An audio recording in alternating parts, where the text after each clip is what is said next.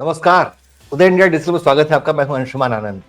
उत्तर प्रदेश में हलाल सर्टिफिकेशन पे जल्दी ही बैन लग सकता है क्योंकि मुख्यमंत्री योगी आदित्यनाथ ने इसके खिलाफ संज्ञान लिया है और कार्रवाई करने के निर्देश दिए हैं। ऐसी आशंका जताई जा रही है कि फर्जी दस्तावेजों का सहारा लेकर हलाल सर्टिफिकेट के नाम पर इकट्ठा हो रही अवैध कमाई से आतंकवादी संगठनों और राष्ट्र विरोधी गतिविधियों की फंडिंग की जा रही है, जिसे देखते हुए लखनऊ कमिश्नरेट में एफआईआर भी दर्ज की गई है। एफआईआर के मुताबिक Halal India private limited Chennai, Jamiat Ulema Hind Halal trust Delhi, Halal council of India Mumbai, Jamiat Ulema Maharashtra Mumbai आदि की तरफ से एक मजहब विशेष के ग्राहकों को मजहब के नाम से कुछ उत्पादों पर हलाल प्रमाण पत्र प्रदान करके उनकी बिक्री बढ़ाने के लिए अवैध कारोबार चलाया जा रहा है। इन कंपनियों के पास किसी उत्पाद को प्रमाण पत्र देने का कोई अधिकार नहीं है। शिकायतकर्ता ने इसे बड़ी साजिश की आशंका जताते हुए कहा है, जिन कंपनियों ने ऐसा हलाल प्रमाण पत्र इनसे प्राप्त नहीं किया है, उनके उत्पादों की बिक्री को घटाने का प्रयास भी किया जा रहा है, जो कि आपराधिक कृत्य की श्रेणी में आता है। आशंका है कि इस अनुचित लाभ को समाज विरोधी राष्ट्र विरोधी तत्वों तक पहुंचाया जा रहा है। खास बात यह है कि शाकाहारी उत्पादों जैसे तेल, साबुन, टूथपेस्ट, शहद जैसी की बिक्री के लिए भी हलाल प्रमाण पत्र दिया जा रहा है, जबकि शाकाहारी वस्तुओं पर ऐसे किसी प्रमाण पत्र की जरूरत नहीं होती है। ये सारी बातें उस एफआईआर में कही गई हैं। हलाल काउंसिल ऑफ इंडिया जो हलाल प्रमाण पत्र जारी कर रही है, ये पूरी तरह से अवैधानिक है, गैर कानूनी है और इसके खिलाफ कई मुकदमे भी दर्ज हुए हैं। सरकारी संस्थाओं ने याचिका भी दायर की। खाद्य वस्तुओं को लेकर जो प्रमाण पत्र जारी करने का अधिकार केवल खाद्य सुरक्षा प्राधिकरण को है, वह खाद्य सुरक्षा प्रमाणन प्राधिकरण को है जो खाद्य वस्तुओं को लेकर प्रमाण पत्र जारी करता है। ऐसे में ये जो संस्था जो हलाल प्रमाण पत्र जारी कर रही है, ये पूरी तरह से आपत्तिजनक है। इसके खिलाफ त्वरित कार्रवाई भी होनी चाहिए। खास बात यह है कि खान पान के उत्पादों की गुणवत्ता आदि के प्रमाण पत्र के लिए एफएसएसएआई और आईएसआई जैसी संस्थाओं को अधिकृत किया गया है। फिर भी हलाल जैसी संस्था अस्तित्व में क्यों आई और क्या मामला है, इस पर बात करने के लिए हमारे पास मौजूद हैं वरिष्ठ पत्रकार अनिल धीर जी और नवेद चिको जी। दोनों बहुत सीनियर जर्नलिस्ट हैं और बहुत उनकी इस पर बहुत इंपॉर्टेंट राय है। पहले डिबेट की शुरुआत करते हैं नवेद चिको जी से, जो कि लखनऊ से हैं और इस मामले की पूरी जानकारी रखते हैं। नवेद जी, ये मामला क्या है? हलाल सर्टिफिकेशन का मामला क्यों इतना बवाल हो रहा है? हलाल पे बवाल क्यों चल रहा है? अंशुमान जी, पहले मैं इस बात को क्लियर कर दूं कि हराम और हलाल होता क्या है। इस्लाम में हराम चीजों वो चीजें जो जायज नहीं है, जो चीजें कहा जाता है कि इस्लाम के दायरे में नहीं है, जिसका प्रयोग उपयोग खान पान में नहीं करना चाहिए, अगर किया जाता है तो ये घातक है और इस्लाम के दायरे से बाहर है, उसको कहते हैं हलाल हराम। हराम मतलब जो हमारी इस्लाम की परिधि से बाहर है। उसमें कई चीजें हैं, मैं एग्जाम्पल 2-3 चीजें दे दूं। जैसे कि कहा जाता है कि मांसाहार में जब किसी चीज को किसी जानवर को काटा जाता है तो उसके एक नियम है काटने का भी, इस तरह से काटा जाए। झटके से अगर कोई जानवर को काटा जाता है तो उसका मीट भी हराम कहा जाता है।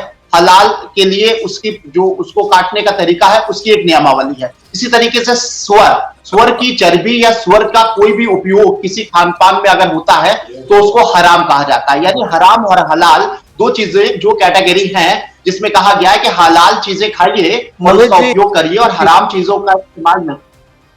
जी, मैं उसी पे आ रहा हूं। तो पहली चीज ये सारी चीजें इस्लाम के दायरे तक और घरों तक और निजी तौर तक तो हो सकती हैं, लेकिन अगर ये बाजार में जाती हैं तो ये गैर कानूनी है और वाकई ऑब्जेक्शनेबल है। क्योंकि कौन सी चीज इस्तेमाल हो, कौन सी चीज इस्तेमाल नहीं हो, भारत की आम जनता और आम नागरिकों के लिए बाजार में कोई भी उत्पाद लाया जाता है तो भारत सरकार और राज्य सरकारें ये तय करती हैं कि ये चीज बाजार में आने लायक है, इसकी गुणवत्ता है, इसके मानक पूरे हैं और ये हक, ये अधिकार केवल सरकार का होता है और सरकार साइंटिफिक तरीके से उसकी जांच करके उसको उस पर मोहर लगाती है, उसको मान्यता देती है, उसको लाइसेंस देती है और वो बाजार में आता है।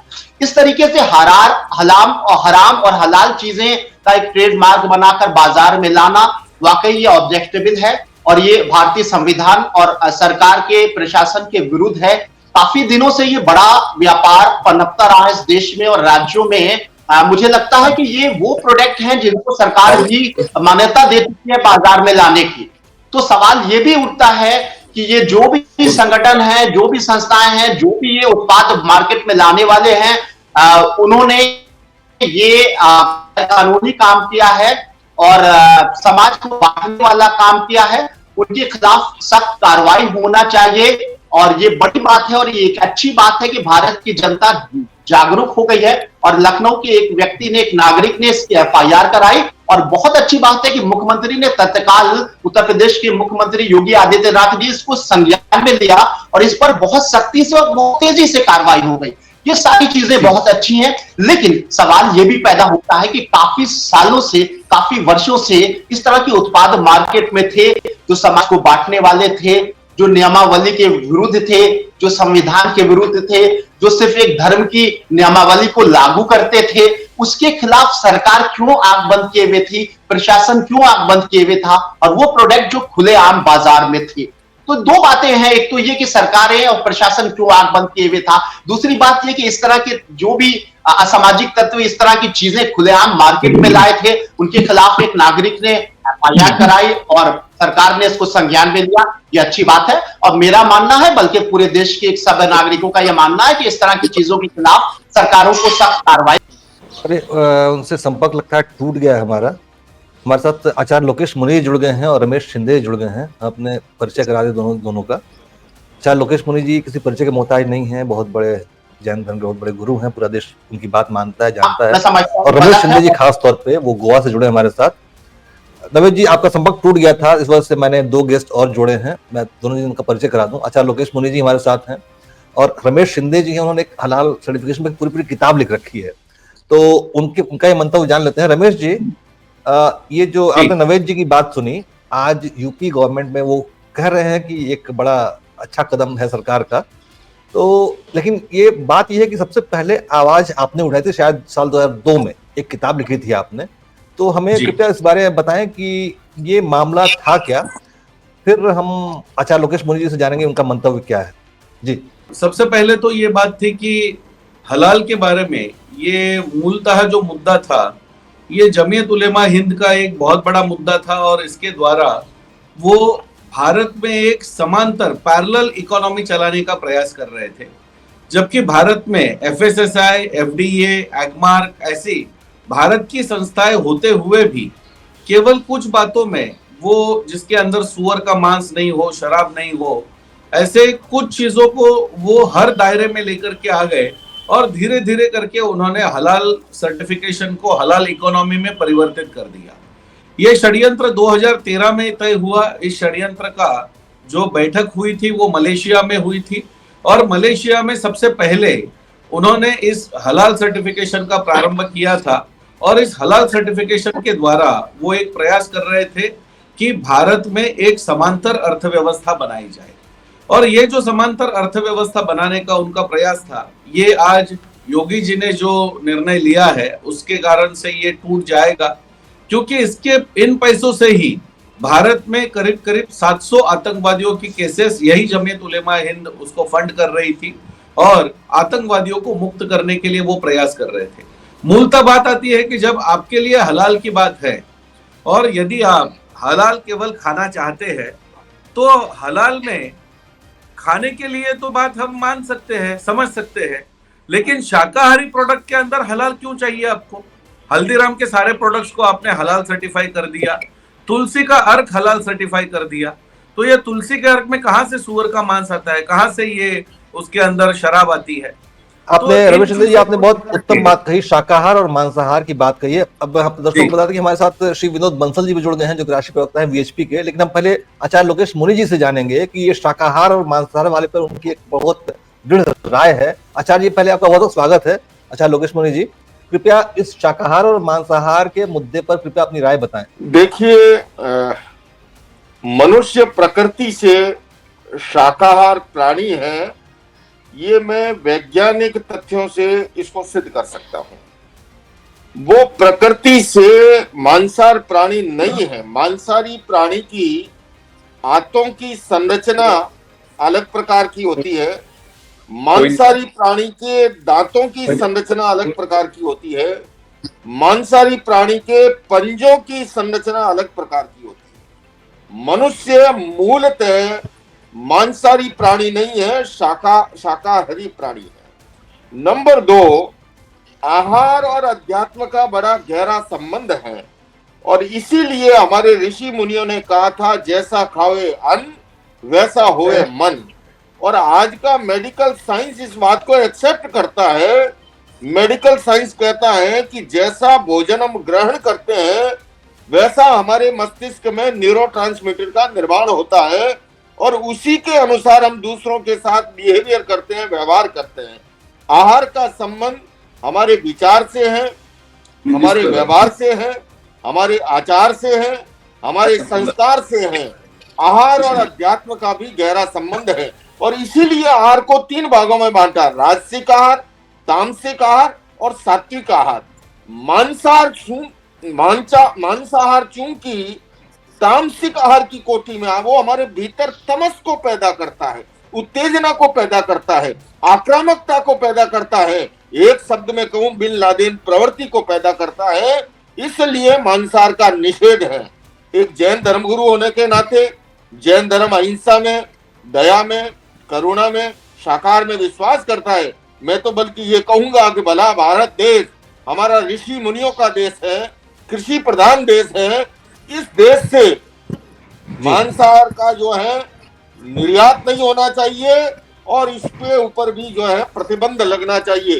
दूसरे में कोई देश के समानांतर इकोनॉमी, जैसा मेरे से पूर्व वक्ता ने बताया, मुझे अगर वो बात प्रामाणिक है, होगी, उन्होंने अधिकार पूर्वक कहा है तो निश्चित ही होगी। तो अगर समानांतर कोई इकोनॉमी चलाता है, देश की साथ एक चुनौती खड़ी करता है या वो फंडिंग आतंकवादियों को अगर जाती है तो सरकार को इसके ऊपर जो है बहुत चिंतन करना चाहिए। हमारे लिए देश की सुरक्षा, राष्ट्र की सुरक्षा, देश की एकता, देश की अखंडता और देश है तो हम हैं, देश हमारे लिए सर्वोपरि है, उसके लिए सारे कदम उठाए जाने चाहिए। जी आचार्य जी, देश की अखंडता और एकता के लिए आपने बहुत सारा काम किया, कई यात्राएं निकाली हैं, इसमें आप मतलब निस्संदेह आपका जो योगदान है बहुत सराहनीय है। हमारे साथ विद्युत बंसल जी हैं जो कि राष्ट्रीय प्रवक्ता हैं विश्व हिंदू परिषद के। जो रमेश शिंदे ने जो बात कही थी कि हलाल सर्टिफिकेशन का जो मामला है वो देश विरोधी गतिविधियों से जाकर जुड़ता है, तो विनोद बंसल जी आप मेरी बात सुन पा रहे हो, कृपया मुझे इस बारे में विस्तार से बताएं कि कैसे हलाल सर्टिफिकेशन का मामला जो है वो एंटी नेशनल एक्टिविटी से जाकर जुड़ रहा है, उसके तार कैसे जुड़ रहा है। बिल्कुल बिल्कुल अंशुल जी, सबसे पहले तो पूज्य श्री को और अपने आपके पैनलिस्टों को और साथ में आपके दर्शकों को हार्दिक शुभकामनाएं। और एक अच्छे काम के लिए आपने एक डिबेट शुरू की है, उसके लिए आपको साधुवाद। दूसरी बात मैं कह रहा हूं कि इस विषय में मैंने अभी आज 2-3 ट्वीट किए हैं और एक वीडियो स्टेटमेंट भी जारी किया है। देखिए, हलाल के बारे में हमने बहुत सारी एक स्टडी ग्रुप बनाया था और उसमें कई सारे डिफरेंट फील्ड्स के एक्सपर्ट्स को बिठा करके उनकी स्टडी भी कराई थी और उसमें बाकायदे एक पुस्तक रिलीज की थी और बाकायदा जैसे एक हलाल नियंत्रण मंच भी बनाया जो कि देश भर में इस हलाल की इस प्रवृत्ति और इस विकृति को रोकने के लिए प्रयासरत है। देखिए, बात यह कि ये जो हलाल, एक तो ये कि जो अपने आप में टर्मिनोलॉजी है वो ही बेसिकली खतरनाक है। इसमें जिहाद की बू आती है, देश विरोधी एजेंडा साफ है, इसमें आर्थिक जो शुचिता जो है उसको पूरी तरह से समाप्त करने का प्रयास किया गया है, देश की अर्थव्यवस्था पर सीधा सीधा हमला है और साथ ही साथ जो विदेशी जो शक्तियां हैं उनको एक इलीगल इन्फिल्ट्रेशन करने का मौका दिया जा रहा है। आप देखिए ये काम कैसे करता है। ये जो हलाल के माध्यम से अभी तक जो लोग सामान्य तौर पर समझते थे कि शायद मीट को ही हलाल और झटका करके बेचा जाता है और उसकी वजह से लोग, चूंकि उनकी आस्था है कि हमें तो झटके से मार के नहीं खाना, हमें तो तड़फा के आरी चला करके जब तक रक्त उसके शरीर में पूरा टपक न जाए तब तक हम उसके मांस को खाएंगे नहीं। ये इस तरह की जो कुदृष्टि है, सबसे पहली बात तो जीव हत्या से ज्यादा क्रूअल्टी अगेंस्ट एनिमल है।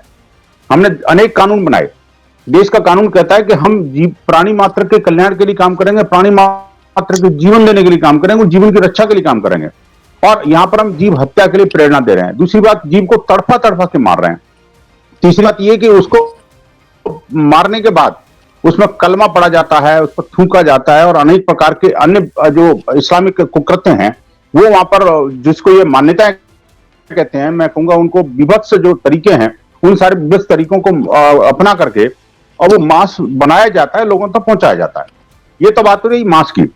लेकिन यही प्रक्रिया जो है अन्य खाद्य और अखाद्य पदार्थों के ऊपर भी लागू होती है। और धीरे धीरे करके, जैसे कि टॉयलेटरीज की बात है या आपके साबुन सर्फ और बाकी चीजों की बात है, यहां तक कि अपने जो बिल्डिंग बन रही है आजकल, तो बिल्डिंग भी हलाल बिल्डिंग बनने लगी। और मुसलमानों के अंदर उनके प्रति इतना जागरण कर दिया गया है कि अगर कोई हलाल सर्टिफाइड चीजें नहीं है तो जी कुछ कह रहे थे जी विनोद जी। मतलब हम इस मामले को मजहब और धर्म पे नहीं ले जाएंगे फिलहाल। तो हमारे साथ अनिल धीर जी मौजूद हैं। अनिल धीर जी एक बहुत बड़े ऑथर है। नहीं, मुझे थोड़ा सा भी मुझे थोड़ा निकलना हुआ जी। मैंने आपसे निवेदन किया था ना, है ना? हाँ जी, मैं फिर है ना आपको बताऊंगा, बस 2 मिनट में आपका लौट रहा हूँ। अनिल जी जी, अनिल धीर जी की राय क्या है जरा उनको जान लेते हैं। अनिल धीर जी, देखिए, रमेश शिंदे जी ने जैसा कहा, इसके ये प्योरली एक इकोनॉमिक एजेंडा है, एक शैडो इकोनॉमी एजेंडा है, एक पैरेलल इकोनॉमी एजेंडा है। हलाल का सर्टिफिकेशन, जो हलाल की बात फर्स्ट आई थी, सर्टिफिकेशन भी 1974 में आई थी और सिर्फ मीट के लिए आई थी। 1995 तक ये मीट तक की सीमित रही थी।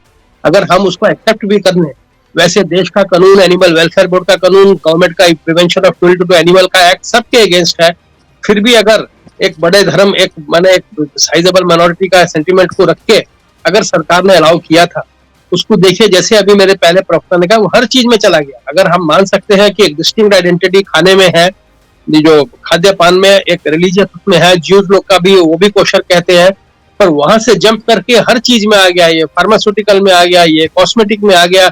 जैसा उन्होंने कहा, अभी कनाडा में तो हलाल अपार्टमेंट भी बिकने लगे। ठीक है, बाद में आप हलाल कारें भी बनाएंगे और हलाल एयरलाइन भी चलेंगे। इसकी एक लिमिट है। ये प्योरली एक शैडो इकोनॉमी, जो फंड किस इशू करती है मुझे कहने की जरूरत नहीं, क्योंकि सर्टिफिकेशन एजेंसी क्या है, ये सर्टिफिकेशन एजेंसी कोई साइंटिफिक बेसिस में है। 2 ऑडिटर भेजते हैं वो लोग वहां देखने के लिए। मुझे नहीं पता आता है कौन सा ऑडिटर आके बोलेगा कि एक अपार्टमेंट या एक फार्मेसी, आप कभी भी मेडिसिन को किसी भी तरह गारंटी कर सकते हैं कि ये किस प्रोसीजर से बनी है, उसका आप बैक ट्रैक जाके, उसका मॉलिक्यूलर स्ट्रक्चर जाके उसमें क्या हो सकता है आप उसको, तब तो फिर आयुर्वेदा को आप सारे का सारा हराम कह देंगे पूरा। ये state and state against the constitution है, against the established laws of the land है। ये वाली चर्चा दूसरे देशों में भी हुई है, ऑस्ट्रेलिया में बड़े हद तक हुई थी, पर वो बहुत बड़े मीट एक्सपोर्टर हैं और उनका major meat export middle east और बाकी आजू बाजू के मुस्लिम कंट्री में होता है। यही जगह प्योरली इकोनॉमिक कंसिडरेशन के लिए बंद हो गया है। मैं कहूंगा ये बढ़ता जाएगा, जैसे मेरे पहले प्रवक्ता ने कहा कि अब हलाल अपार्टमेंट भी आना शुरू हो गया है। इसका क्या मान्य है? अगर हम किसी के सेंटीमेंट को रिस्पेक्ट करते हैं कि आपका धर्म कहता है कि ऐसे ऐसे, वैसे तो मेरा ये कहना है कि somebody has to draw the line। UP में जो हुआ एक अच्छी पहल हुई है। अगर चीफ मिनिस्टर को ऐसा स्टैंस लेते हैं, ये एक अच्छा स्टैंस लेंगे। इसकी कॉल पूरे देश भर में भी पहले थी। जैसे मैंने कहा है, बड़ी अच्छी पुस्तक रमेश शिंदे जी ने लिखी है, जो क्लियर कट। जी अनिल जी, बिल्कुल आपने जो मुद्दे उठाए हैं बहुत अहम है, और मैं चाहूंगा कि नवेद शिकोह जी इस बात का जवाब दें कि इस्लामिक दृष्टि से ये मामला कैसे खरा उतरता है और क्या इसमें लूप होल्स है। जी नवेद जी।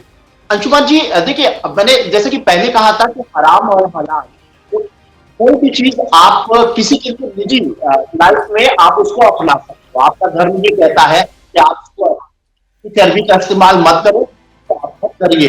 आपका धर्म अगर कहता है कि आप शराब मत पीजिए, तो मत पीजिए।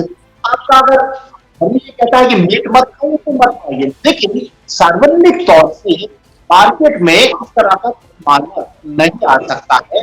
ये संविधान के खिलाफ है, भारत के मूल धारणा के खिलाफ है, क्योंकि हमारा भारत जो है वो साइंटिफिक तरीके से चलता है, विज्ञान के सत्य के साथ में चलता है। वहां किसी धर्म की नियमावली आपके घर तक तो चल सकती है, सार्वजनिक बाजार पे नहीं चल सकती है। मैं फिर दोहरा रहा हूँ कि कहा यह जाता है तो आप ऐसी चीज मत खाइए इस्लाम के दायरे में ना हो। लिपस्टिक है, जो मुस्लिम्स जो स्कॉलर हैं उनका कहना है कि कई लिपस्टिक है, नेल पॉलिश है, ठीक है, आपका अपना दायरा है, आपको इस्तेमाल मत करिए। और जब आप जो भी प्रोडक्ट होता है उसके बारे में लिखा होता है, इसमें इन चीजों का ये चीजें इस्तेमाल आप मत करिए, ये आपका निजी अधिकार है।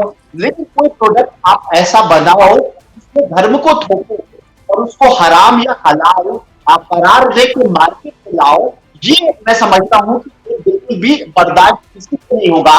भारत के उस नागरिक को बर्दाश्त नहीं होगा जो संविधान के साथ में चलता है।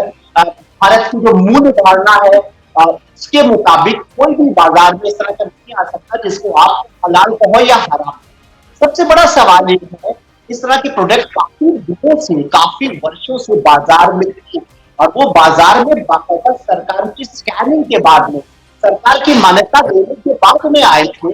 जब सरकार किसी मान्यता किसी प्रोडक्ट उत्पाद को देती है, रैपर से लेकर तो नवेश साहब, मेरा प्रश्न ये उठता है कि ये जो जितनी संस्थाएं हैं उसकी समीक्षा करके उसका रिव्यू करके पूरा उसको साइंटिफिक तरीके से देख के बाजार में उतारने की इजाजत है। नवेश साहब, रमेश जी, ये जो संस्थाएं हैं जो हलाल के नाम पे काटती हैं वो कहाँ में आ गई?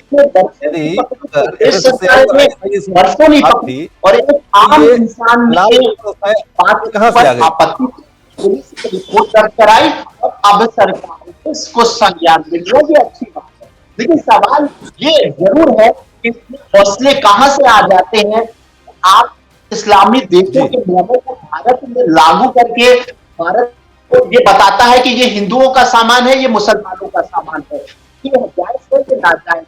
इस तरह का प्रोडक्ट अगर कोई मार्केट में है तो मैं समझता हूं कि ये बहुत गलत है, असंवैधानिक है, गैर कानूनी तरीके से वो उत्पाद मार्केट में है जिसमें इस्लाम को थोपा गया है। इस्लाम, मैं फिर यही कह रहा हूँ कि इस्लाम हो, हिंदुत्व हो, कोई भी धर्म हो, तो आपका निजी अधिकार है। आप क्या खा सकते हो, क्या नहीं खा सकते हो, क्या पहन सकते हो, नवेश साहब बिल्कुल सही कह रहे हैं आप। किचन तक नवेश साहब, लेकिन सार्वजनिक के बाजार में अगर वो लागू साहब, हमारा समय हो गया है, हमारा समय हो गया है। अब रमेश शिंदे जी से एक बार उनकी राय लेना चाहेंगे। जा रहे हैं कितने दिनों तक, जैसे हमारे एक साथी पैनलिस्ट कह रहे थे कि जी हमने आवाज बहुत दिन पहले उठाई थी, करीब 1 दशक पहले उठाई थी और इस बात को इंगित किया था। ये तो हम लोग साधुवाद नवेश साहब, रमेश शिंदे जी, और इस तरह की नवेश जो बातें की हैं कृपया उनका जवाब दें।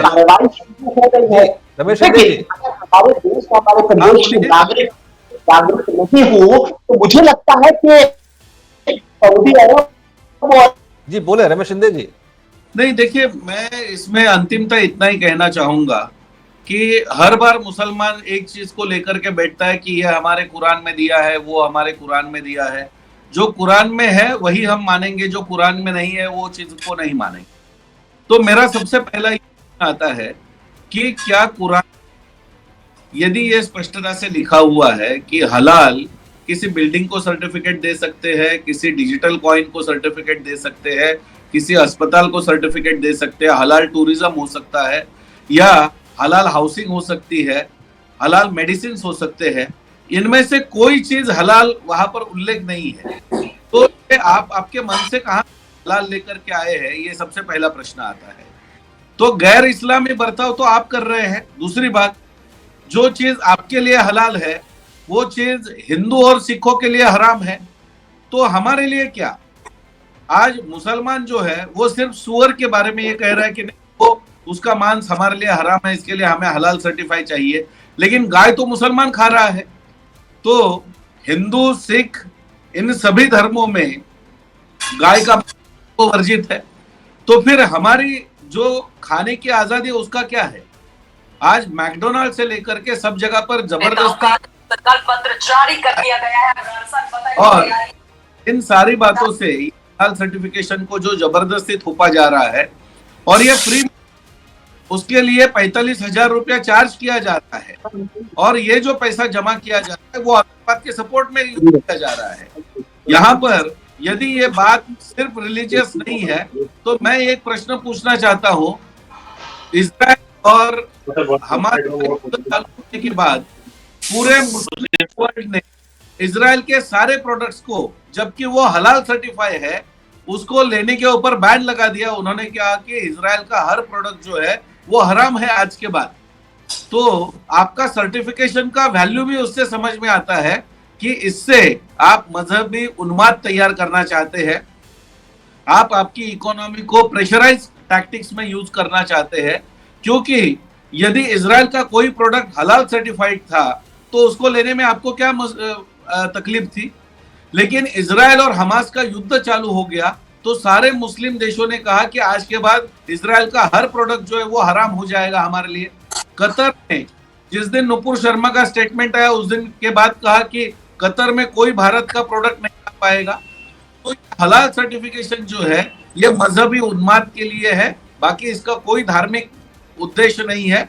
और इससे केवल टेररिस्ट को सपोर्ट करना, टेररिस्ट को सहायता करना, ये बहुत सारे देशों में अब सामने आ चुका है। इसलिए तो जी रमेश जी, तो क्या है आपका आरोप कि इसको के अन्य राज्यों की सरकार भी दोहराए। महाराष्ट्र में सरकार है बीजेपी की, उत्तराखंड में है, असम में है। तो योगी जी आपने जो बात कही उससे ये तात्पर्य निकलता है कि हलाल सर्टिफिकेशन को एक हथियार की तरह इस्तेमाल किया जा रहा है, एक आर्थिक इकोनॉमिक वेपन की तरह इस्तेमाल किया जा रहा है। अनिल जी क्या कहना है आपका इस पे? क्या हलाल सर्टिफिकेशन एक आर्थिक हथियार? बिल्कुल बिल्कुल, मैंने जैसे कहा ये एक शैडो वार है। ये खाली भारत नहीं है, बहुत सारे ऐसे देश हमको पता है आज की डेट में मेजर इंपोर्टर, मेजर कंज्यूमर जो है मुस्लिम देश है, जो मिडिल ईस्ट के, जो जिनकी इकोनॉमी फ्लश है, वो ऑस्ट्रेलिया हो, वो न्यूजीलैंड हो, ये सब उनको बहुत एक्सपोर्ट करते हैं अंडर प्रेशर। ये एक बहुत बड़ा मजाक बनेगा कि जब आप फ्लाइट में बैठोगे, आप ट्रेन में चलोगे, जो कैटरिंग सिस्टम है, जो खाना दिया जाएगा उसके ऊपर सर्टिफिकेशन लगेगा। मैं मान सकता हूं अगर खाने तक भी सीमित हो, जो भी एक इंफ्रिंजमेंट ऑफ द राइट्स है, पर आप इसको इस लेवल तक ले जाओ अभी लॉजिस्टिक्स और वेयर हाउसिंग और स्टोरेज पे भी उनको हलाल सर्टिफिकेट चाहिए। कल पेट्रोल पंप भी हलाल होंगे क्या? ये एक लिमिट है जहां सरकार को कभी ना कभी वेकअप कॉल लेना चाहिए। मैं कहूंगा आज जो वो उन्होंने एफआईआर की है कि उन्होंने संज्ञान लिया है योगी जी ने, ये बहुत अच्छा है। बाकी राज्यों को भी लेना चाहिए और इस चीज को बंद करना चाहिए। जी, और बस हमारा समय हो गया। बस हम आखिरी बार आचार्य लोकेश मुनि जी से आग्रह करेंगे कि वो अपना कैमरा ऑन करें। आचार्य जी कृपया एक आखिरी संदेश अपना, चूंकि आप एक बहुत सम्मानित पद पर हैं, एक सम्मानित मुनि हैं और आपकी बात पूरी दुनिया जानती है, पूरी दुनिया मानती है, तो कृपया एक आखिरी संदेश दें। हम डिबेट का अंत करने वाले हैं, आखिरी हिस्सा चल रहा है। आपने पूरी डिबेट सुनी, एक अपना संदेश दें। आपके संदेश के साथ हम इस डिबेट का एंड करेंगे। मैं आपकी इस डिबेट के माध्यम से सरकार से भी और देश की जनता से भी निवेदन करना चाहूंगा कि देखिए, मैं किसी धर्म के दृष्टिकोण से ठेस पहुंचाने की भावना से नहीं, मैं प्रत्येक देशवासी के स्वास्थ्य की दृष्टि से जब चिंतन करता हूं। हम सभी चाहते हैं कि हमारा देश स्वस्थ बने, स्वस्थ बनेगा तो समृद्ध बनेगा। और ये कालखंड, ये आने वाले 25 वर्ष इस देश के लिए बहुत महत्वपूर्ण है। जिस गति से हमारा देश विकास कर रहा है, आने वाले 2030 तक ये एक आर्थिक महाशक्ति बनेगा। ऐसे के अंदर देश के प्रत्येक नागरिक का देश को आगे बढ़ाने में योगदान हो सकता है। और उस योगदान के लिए अगर आप, क्योंकि स्वास्थ्य और समृद्धि का भी बड़ा संबंध है, और आप इस पर अगर चिंतन करेंगे, जिस बिंदु को मैंने छोड़ा था, पर्यावरण की दृष्टि से, स्वास्थ्य की दृष्टि से, इकोनॉमी की दृष्टि से, हर दृष्टि से आज मांसाहार के कारण से पर्यावरण को कितना नुकसान पहुंच रहा है। आज ग्लोबल वार्मिंग की इतनी बड़ी जो समस्या है, जलवायु परिवर्तन की, अभी पिछले दिनों ही में यूएई में COP28 ग्लोबल इंटरफेथ कॉन्फ्रेंस थी, वहां पर भी इस मुद्दे को मैंने उठाया। और मैं फिर बलपूर्वक कह रहा हूं कि अगर हमें ग्लोबल वार्मिंग, जलवायु परिवर्तन की समस्या का समाधान भी करना है तो हमें शाकाहार की ओर आगे बढ़ना होगा। मांसाहार के कारण से हमारे पर्यावरण को बहुत नुकसान पहुंचता है, स्वास्थ्य के लिए वो हानिकारक है। आज मेडिकल साइंस डॉक्टर ये कहते हैं कि शाकाहार सर्वश्रेष्ठ आहार है। और ऐसे के अंदर हमारा देश तो कृषि प्रधान देश है, तो ये मीट का एक्सपोर्ट और जो है, मैं तो एक जैन सन्यासी होने के नाते इस बात पर बल देना चाहता हूं कि इस पर चिंतन करना चाहिए सभी सरकारों को और धर्मगुरुओं को भी।